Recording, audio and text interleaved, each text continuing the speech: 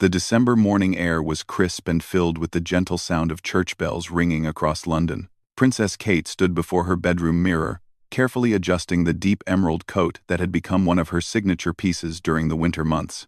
The fabric caught the soft light streaming through the palace windows, creating a warm glow that seemed to reflect her excitement for the day ahead. Today was special. After months of planning and preparation, the annual Christmas carol service at Westminster Abbey was finally here. This wasn't just any ordinary service, it was Kate's own creation. Designed to bring together families from across the country who had shown extraordinary kindness and courage throughout the year. The idea had come to her during a quiet moment in the summer, when she realized how much the nation needed something to unite and celebrate the simple acts of love that made communities stronger. William entered the room, already dressed in his navy suit, with a festive red tie. He watched his wife with admiration as she placed her pearl earrings, the same ones that had belonged to his grandmother. There was something magical about how Kate transformed even the simplest moments into something meaningful. Her genuine care for others had always been one of the things he loved most about her. "The children are nearly ready," William said softly, not wanting to break the peaceful moment. "George is helping Louis with his tie, and Charlotte has been practicing her singing in the mirror for the past 10 minutes. Kate smiled, the kind of warm smile that had charmed the world from the moment she stepped into royal life. "She's been humming Silent Night for weeks. I think she's more excited about this than any of us." She turned to face her husband, reaching up to straighten his tie just slightly. "Are you nervous? You know there will be cameras everywhere today." William shook his head. "With you organizing everything, how could I be nervous? You've thought of every detail. Every person who deserves to be celebrated. This is going to be beautiful." He paused, taking her hands in his. "Mother would have loved this, you know. The way you're bringing people together, making them feel seen and valued." The mention of Diana brought a gentle warmth to both their hearts. Kate had often felt the presence of William's mother in moments like these, especially when working with families and children who needed extra support. Today's service would honor that spirit of compassion and service that Diana had embodied. A soft knock at the door interrupted their quiet moment. "Mummy, Daddy, are you ready?" Charlotte's voice called out. Filled with barely contained excitement, the 7-year-old had been counting down the days to the carol service, especially since Kate had told her she would be sitting with some very special children who had done amazing things to help others. Kate opened the door to find all 3 children standing in the hallway, looking absolutely perfect in their coordinated outfits. George, now 9, and growing more confident in his public appearances, wore a smart navy suit similar to his father's. Charlotte looked like a little princess in her burgundy coat with velvet trim, and 4-year-old Louis was adorable in his matching navy outfit, his blonde hair neatly combed, though already showing signs of his characteristic mischief. "You all look wonderful," Kate said, kneeling down to Louis' level to fix a small wrinkle in his coat. "Remember what we talked about? Today we're going to meet lots of new friends who have done very brave and kind things. Some of them might be a little shy, so we want to make sure we're extra friendly and welcoming." Louis nodded seriously, his big blue eyes wide with understanding. Despite his young age, he had an intuitive sense about making others feel comfortable, something Kate had noticed and gently encouraged. "Will there be singing, Mummy?" he asked. "Lots of singing," Charlotte answered before Kate could respond. "And I know all the words to the Christmas songs. I can help anyone who doesn't know them." George, ever the protective older brother, added, "We should make sure everyone feels included. That's what Mummy always says is most important." Kate felt a surge of pride watching her children. Despite growing up in extraordinary circumstances, they were developing into caring, thoughtful young people who understood their role in making others feel valued. This was exactly what she had hoped for when planning today's event. The family made their way downstairs, where their security team was waiting along with several members of Kate's staff who had worked tirelessly to organize the service. The guest list read like a collection of everyday heroes. Teachers who had gone above and beyond during difficult times. Healthcare workers who had shown exceptional compassion, young people who had started charities to help others, and families who had opened their homes and hearts to those in need. As they prepared to leave Kensington Palace, Kate took a moment to look at the program for the service. One final time. Every song had been carefully chosen, every reading selected to reflect themes of hope, love, and community. The Westminster Abbey Choir would be joined by a children's choir from various London schools, creating a sound that would represent voices from across the city coming together in harmony. The drive to Westminster Abbey was filled with the children's chatter about what they expected to see and who they hoped to meet. Kate and William exchanged glances of amusement as Charlotte practiced her singing under her breath, while George quizzed Louis on the proper way to shake hands with new people. As their car approached the ancient abbey, Kate could see crowds of people already gathering outside. Some were invited guests, but many were simply members of the public, who had heard about the service and wanted to be part of something special during the Christmas season. The sight of so many people coming together filled her heart with warmth and anticipation. The car slowed as they reached the entrance, and Kate could see the first of their special guests already arriving. A young girl, probably around Charlotte's age, was walking hand in hand with her parents toward the abbey doors. Kate recognized her immediately from the nomination letters. She was one of the children who would be honored today for starting a food drive at her school that had helped dozens of families. "There's one of our special friends," Kate whispered to Charlotte, pointing discreetly toward the window. She helped make sure other children had enough to eat. "Isn't that wonderful?" Charlotte pressed her face to the window, watching with fascination. "Can I sit next to her, Mummy? I want to tell her that what she did was really important." "We'll see what we can arrange," Kate promised, already making a mental note to speak with her staff about seating arrangements. As their car came to a stop, Kate took a deep breath and looked at her family. William reached over and squeezed her hand encouragingly. The children were practically vibrating with excitement, and she could feel their positive energy mixing with her own anticipation for the beautiful afternoon ahead. Today would be more than just a Christmas carol service.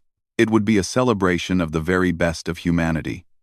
A reminder that kindness and love could flourish anywhere, and a chance for her own children to see firsthand how ordinary people could do extraordinary things simply by caring about others. The car doors opened, and the Wales family stepped out into the crisp December air, ready to begin what would become one of the most memorable and meaningful Christmas celebrations of their lives.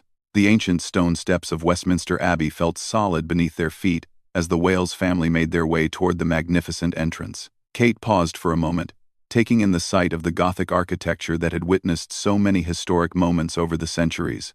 Today, it would witness something different, not a state occasion or royal ceremony, but a genuine celebration of ordinary people who had done extraordinary things. The abbey's interior had been transformed for the occasion. Hundreds of candles flickered along the walls, casting dancing shadows that made the ancient stones seem to glow with warmth. Fresh evergreen garlands adorned the pillars, filling the air with the clean, crisp scent of pine. Red ribbon bows added splashes of festive color, while arrangements of white roses and holly berries created elegant displays throughout the sacred space. As they walked down the center aisle, Kate noticed how the invited guests were already creating a wonderful atmosphere. Children were pointing excitedly at the soaring ceiling, while parents smiled and chatted quietly with one another. There was an energy in the air that was different from typical royal events. This felt more like a community gathering, exactly what Kate had envisioned. "Your Royal Highness," came a gentle voice from beside them. Kate turned to see Mrs. Henderson, an elderly woman who had been nominated for the service after spending her retirement years knitting hundreds of blankets for premature babies at the local hospital. Her silver hair was perfectly styled, and she wore her best coat with obvious pride. "Mrs. Henderson," Kate exclaimed warmly, immediately recognizing the woman from her nomination photo. "I'm so delighted you could join us today. How are you feeling?" The elderly woman's eyes sparkled with joy. "Oh, Your Highness, I never imagined I'd be in such a beautiful place for something like this. When I got the invitation, I thought there must have been some mistake. I just knit a few blankets. It's nothing special." Kate gently touched the woman's arm. "Mrs. Henderson, what you do is incredibly special. Those blankets provide comfort to the tiniest babies and peace of mind to worried parents. That's the true spirit of Christmas, showing love through simple acts of kindness." Charlotte, who had been listening intently to the conversation, tugged gently on her mother's coat. When Kate bent down, Charlotte whispered, "Can I tell her thank you for helping the babies?" With Kate's encouraging nod, Charlotte stepped forward with the poise that was becoming her signature. "Mrs. Henderson, I think what you do for the babies is really important. My mummy says that when we help others, it makes the whole world a little bit better." Mrs. Henderson's eyes filled with tears as she looked down at the young princess. "Oh, my dear, aren't you just lovely? You know, I have a granddaughter about your age. She helps me choose the yarn colors for the blankets. Maybe you'd like to hear about that sometime." "I would love that," Charlotte replied earnestly, and Kate felt her heart swell watching her daughter connect so naturally with their guest. As they continued toward their seats, William leaned over to Kate. "Look at the children's faces," he murmured. Throughout the abbey, young faces were lit up with wonder and excitement. Some were the children being honored for their own acts of kindness, while others were siblings or friends who had come to support them. Near the front, Kate spotted Tommy, an 8-year-old boy who had started collecting food for the local food bank after learning that some of his classmates didn't have enough to eat at home. He was sitting with his parents, his small hands folded neatly in his lap, his eyes wide as he took in the grandeur of the abbey. "Tommy," George called out, recognizing the boy from the briefing photos his mother had shown him. "Would you like to sit with us?" Kate watched with pride as George naturally took on the role of host, making sure their special guests felt welcomed and included. It was exactly the kind of leadership and compassion she hoped to instill in all her children. The abbey continued to fill with remarkable people. There was Sarah, a teenager who had organized a charity walk that raised thousands of pounds for children's mental health services.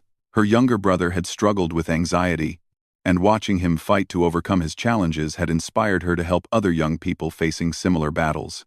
Sitting a few rows behind them was the Johnson family, who had fostered over 20 children in the past 5 years, providing safe homes for young people when they needed it most. Their own 3 children sat beside them, comfortable and welcoming to the various foster siblings who had become part of their extended family over the years. Kate also noticed representatives from the London Community Kitchen, a group that prepared and distributed meals to homeless individuals every week, rain or shine. They had partnered with local schools to involve children in their work, teaching young people about compassion and service, while addressing a real need in their community. As the time for the service to begin approached, Kate felt a gentle tap on her shoulder. She turned to find James, a 10-year-old boy who had been born with a rare condition that required him to use a wheelchair. Despite his own challenges, James had spent the past year organizing adapted sports events for other children with disabilities, creating opportunities for them to experience the joy of teamwork and competition. "Your Royal Highness," James said with remarkable confidence for someone his age, "I wanted to thank you for inviting me today. This is the most beautiful place I've ever been." Kate knelt beside his wheelchair, bringing herself to his eye level. "James, thank you for being here. I've read about the amazing sports events you organize. You're showing other children that they can achieve anything they set their minds to. That's truly inspiring." James beamed with pride. "My dad says that everyone has something special to give, even if it looks different from what other people give. I think my special thing is helping kids realize they're stronger than they think." Louis, who had been quietly observing this exchange, approached James with characteristic 4-year-old directness. "Do you want to be friends?" "My mummy says friends make everything better." "I'd love to be friends," James replied, his smile growing even wider. "Maybe you can come to one of my sports days sometime. We always need more cheerleaders." Kate felt tears prick her eyes as she watched this simple, beautiful interaction between her youngest son and one of their honored guests. This was exactly what she had hoped would happen today, genuine connections forming between people who might never have met otherwise. The abbey's organist began playing gentle prelude music, signaling that the service would soon begin. Kate looked around one final time at the assembled crowd. Every seat was filled with someone who had a story of kindness, courage, or service. Some were young children who had shown wisdom beyond their years, while others were grandparents who had spent decades quietly serving their communities. As they settled into their seats in the front row, William reached over and took Kate's hand. "You've created something truly special here," he whispered. "Look around. Everyone is glowing with happiness." Kate squeezed his hand in response, feeling overwhelmed by the positive energy filling the ancient abbey. She had spent months planning this event, but seeing it come to life exceeded even her highest expectations. The formal service hadn't even begun yet, but already she could see friendships forming, stories being shared, and a sense of community developing among people who had come from all corners of London. Charlotte leaned against her mother's arm, whispering, "Mummy, everyone here is so nice. I want to invite them all to our house for tea." Kate smiled, knowing that if it were practical, Charlotte would absolutely follow through on that invitation. Her daughter's generous heart was one of her most beautiful qualities, and seeing it shine in an environment like this filled Kate with hope for the future. The abbey bells began to ring, echoing through the vaulted ceiling and announcing that their special celebration was about to officially begin. Kate took a deep breath, said a small prayer of gratitude, and prepared to experience what would become one of the most meaningful Christmas services of her life. Princess Kate's Christmas Carol Story, Part 3.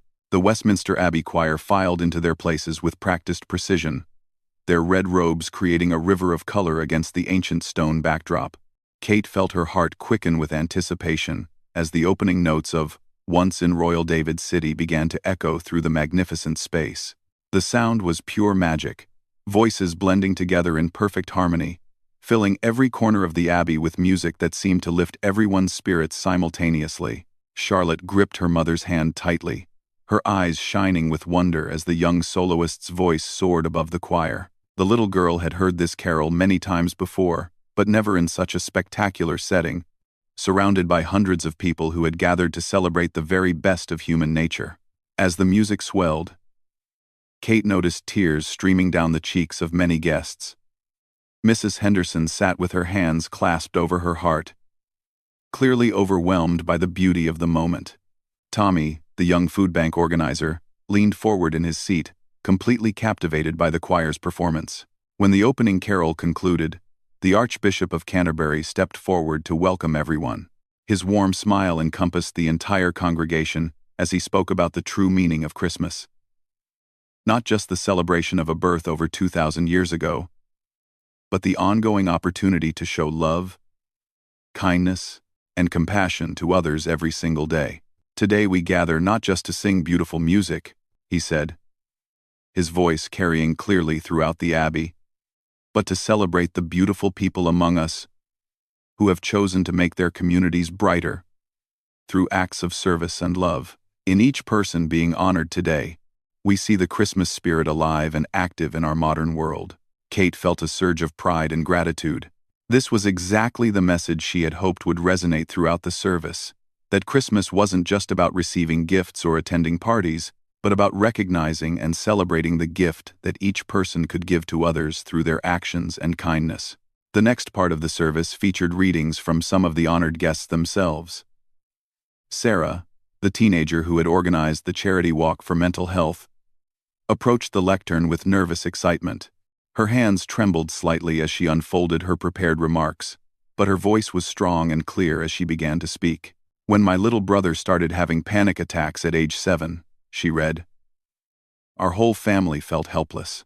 We didn't know how to make him feel safe, and we didn't understand why such a bright, funny kid was suddenly so scared all the time." Her voice caught slightly, but she continued with determination. "What we learned is that mental health struggles can happen to anyone, at any age, and that talking about it openly is the first step toward healing." The abbey was completely silent, except for Sarah's voice. Even Louis, despite his young age, seemed to understand that something important was happening and sat perfectly still, his attention focused on the young woman at the lectern. "Starting the charity walk wasn't about being a hero," Sarah continued. "It was about making sure other families don't have to feel as alone as we did. When we raised £23,000, it wasn't just money. It was a message to every child struggling with their mental health that their community cares about them and wants them to be okay." The applause that followed was gentle but sustained, filled with genuine appreciation for Sarah's courage in sharing such a personal story. Kate could see that many people in the congregation were nodding with understanding, clearly recognizing their own experiences in Sarah's words. Next, James rolled his wheelchair up to a specially positioned microphone. His confidence was remarkable as he looked out over the crowd, making eye contact with people throughout the Abbey before beginning to speak. "I've been in a wheelchair my whole life," he said simply. "Some people think that means I can't do sports, but they're wrong. What I've learned is that sports aren't about having perfect legs or arms. They're about having heart and determination and really good friends to cheer you on."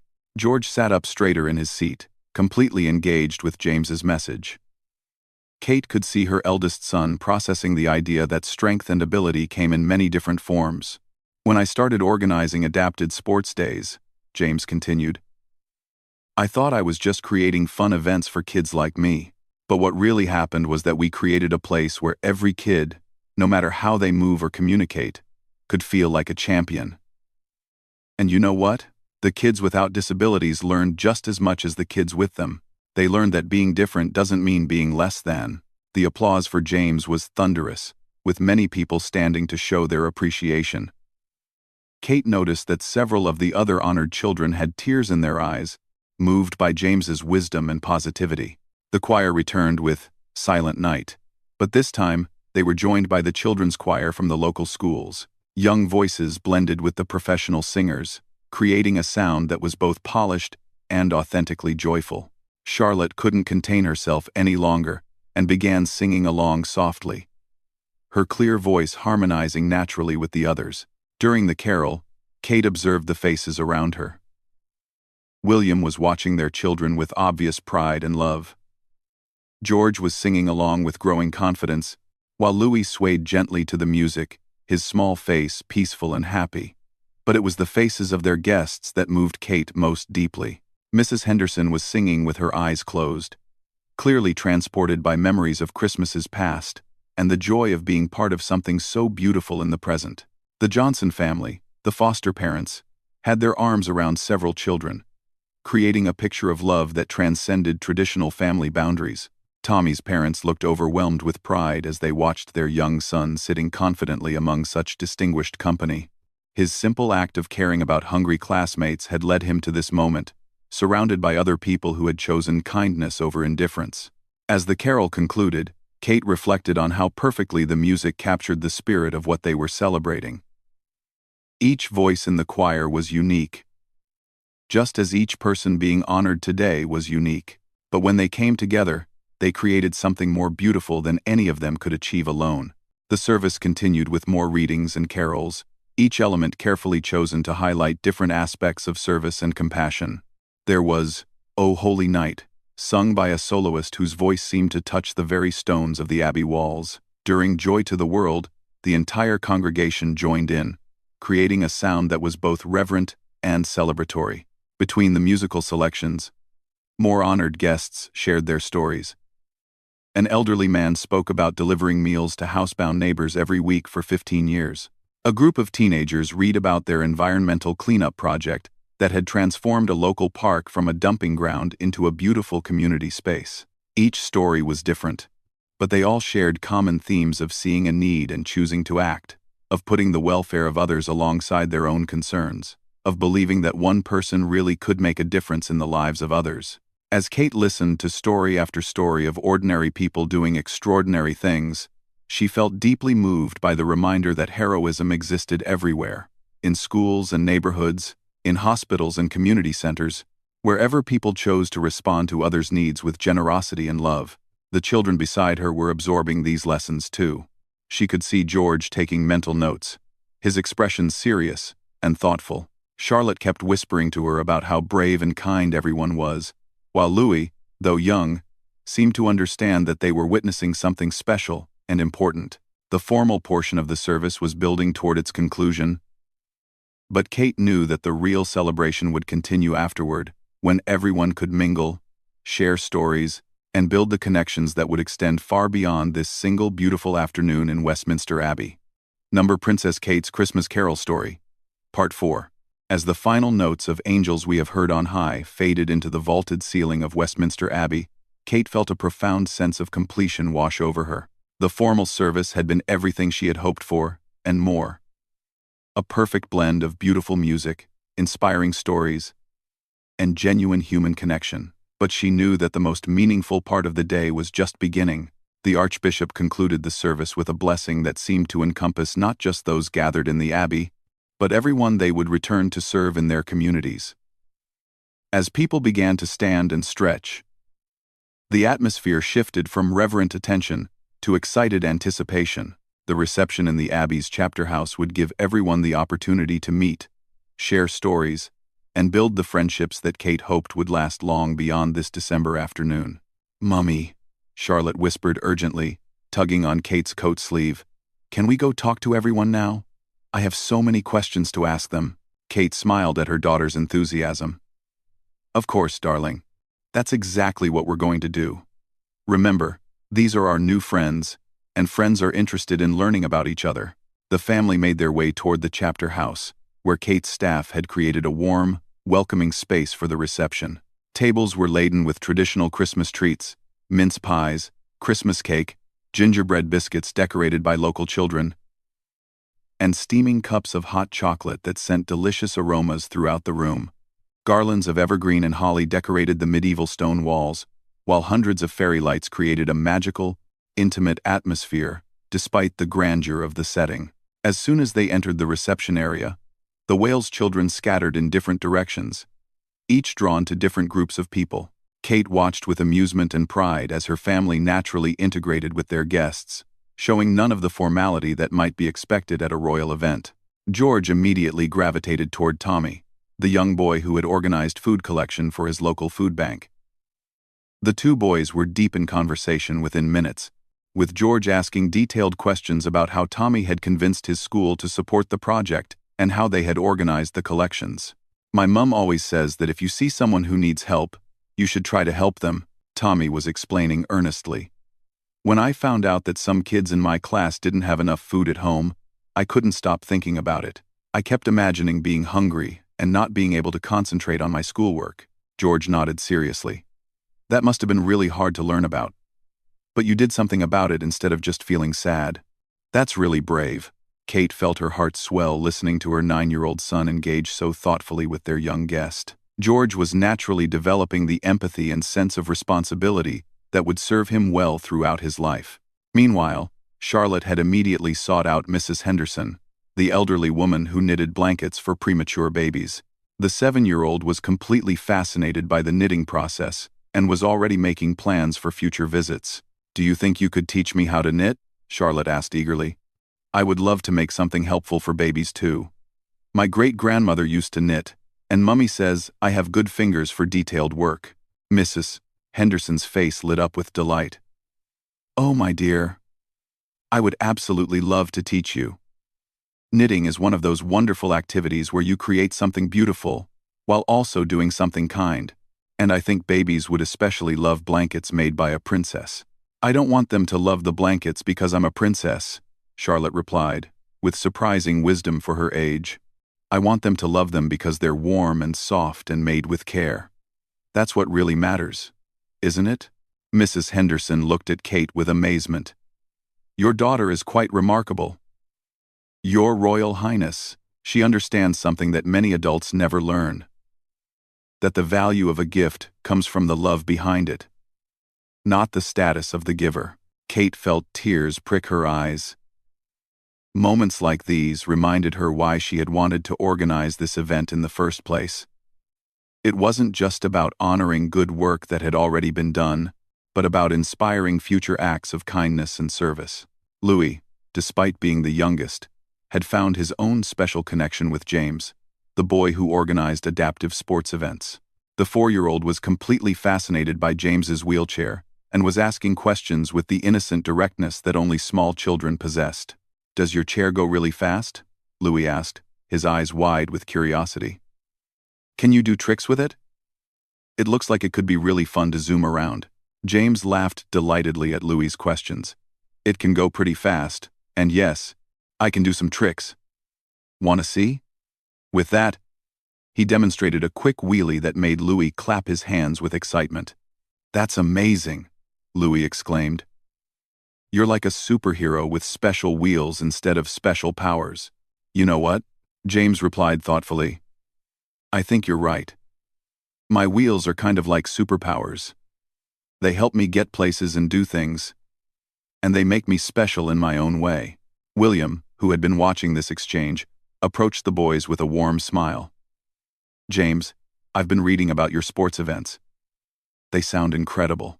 Have you ever thought about expanding the program to other cities? James's face became animated with excitement. Actually, Your Royal Highness, that's my big dream. I've been writing to schools and community centers in other areas, trying to convince them to start their own programs. Some have already said yes, and we're planning to have our first multi-city championship next summer. That's fantastic, William replied genuinely. If there's any way we can help support that expansion, please let us know. What you're doing is exactly the kind of initiative that can transform communities. As Kate moved through the room, she was struck by the energy and enthusiasm of the conversations happening everywhere she looked. People were exchanging contact information, making plans to visit each other's projects, and sharing ideas for new ways to serve their communities. Sarah, the teenager who had organized the mental health charity walk, was deep in conversation with several other young people who had been honored for their own community service projects. They were discussing the possibility of collaborating on a larger event that would address multiple community needs simultaneously. What if we combined a charity walk with a community fair? Suggested one boy who had organized neighborhood cleanup events. We could raise money for mental health services while also providing information about environmental protection and community resources. And we could include adaptive activities so that everyone could participate, added a girl who had started a tutoring program for children with learning differences. The goal would be to show that communities are strongest when everyone is included and valued. Kate paused to listen to their planning, amazed by how quickly these young people had moved from being individual honorees to becoming a collaborative team with shared goals and complementary skills. Nearby, the Johnson family, who had fostered numerous children, were surrounded by several other families who were asking about the fostering process. Mrs. Johnson was patiently answering questions while her husband shared some of the practical aspects of providing temporary homes for children in need. The most important thing, Mrs. Johnson was explaining, is understanding that these children need stability and love. But they also need to know that you respect their own families and their own stories. You're not trying to replace anyone, you're just providing safety and care during a difficult time. One couple who had been considering fostering seemed particularly engaged with the conversation. We've been hesitant because we weren't sure we could handle the emotional challenges, the woman admitted. But listening to your family today, seeing how happy and confident your children are, it's helping us realize that maybe we have more to offer than we thought. Kate felt overwhelmed with gratitude as she observed these organic connections forming throughout the room. Her original vision for the carol service had been to honor individual acts of kindness, but what was actually happening exceeded her wildest expectations. People weren't just being recognized for what they had already done, they were being inspired and empowered to do even more, together. The reception was scheduled to last 2 hours, but it was clear that many people would have been happy to stay much longer. New friendships were being forged, future collaborations were being planned, and a network of community-minded individuals was forming right before Kate's eyes, as she watched her own children circulating naturally among their new friends, asking questions, listening to stories, and offering their own ideas for helping others. Kate realized that this day would likely be as transformative for her family as it was for their guests.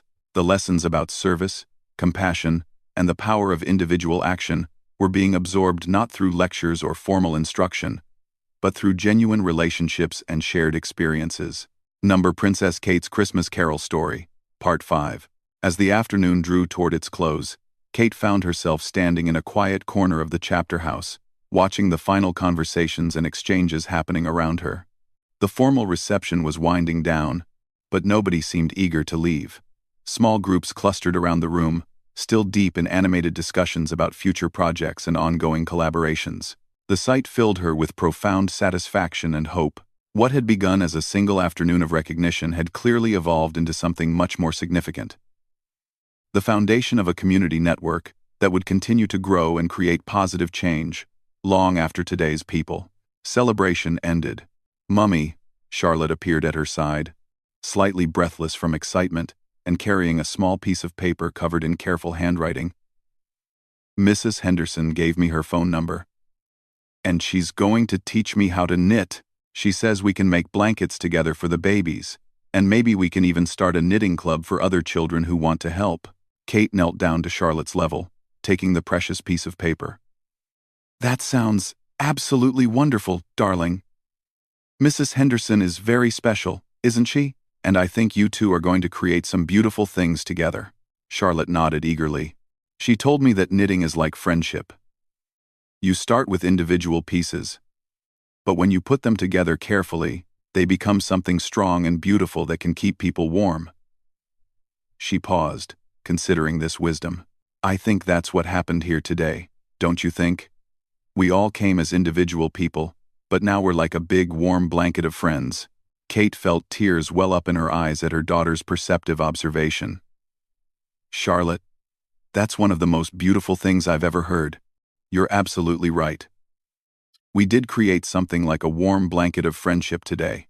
Nearby, George was still engaged in deep conversation with Tommy and several other young people who had organized community service projects. Kate could overhear them making plans for a letter-writing campaign to encourage other schools to start their own food collection programs. "We could create a guide that explains exactly how to set it up," George was saying with growing enthusiasm. "That way, schools wouldn't have to figure it out from scratch. We could include tips about which foods work best, how to organize collections, and how to connect with local food banks." Tommy nodded eagerly. "And we could make it fun too. Like, maybe schools could compete to see who can collect the most food, but in a friendly way, where everyone wins because everyone gets help." Kate felt immense pride watching her son take initiative in planning future service projects. The leadership skills he was developing through experiences like this would serve him well throughout his life. But more importantly, he was learning that leadership meant using your abilities to help others succeed. William approached with Louis riding on his shoulders, both of them looking thoroughly content. "I think someone is getting tired," William said with amusement, "but he refuses to admit it because he doesn't want this day to end." Louis, who was indeed looking drowsy despite his protests, had spent the last hour following James around and asking endless questions about wheelchair sports and adaptive activities. The friendship between the 4-year-old prince and the remarkable 10-year-old athlete had been one of the most heartwarming aspects of the entire day. "James says I can come to one of his sports days," Louis announced sleepily. "He's going to teach me how to play wheelchair basketball. And I'm going to teach him how to play regular basketball from a standing position. We decided that everyone should know how to play both ways." "That sounds like excellent cross-training," William replied seriously, treating Louis's plans with the respect they deserved. "I think you and James are going to learn a lot from each other." As Kate looked around the room one final time, she was struck by how many contact details had been exchanged, how many future meetings had been planned, and how many new collaborative projects had been born from the connections made during this single afternoon.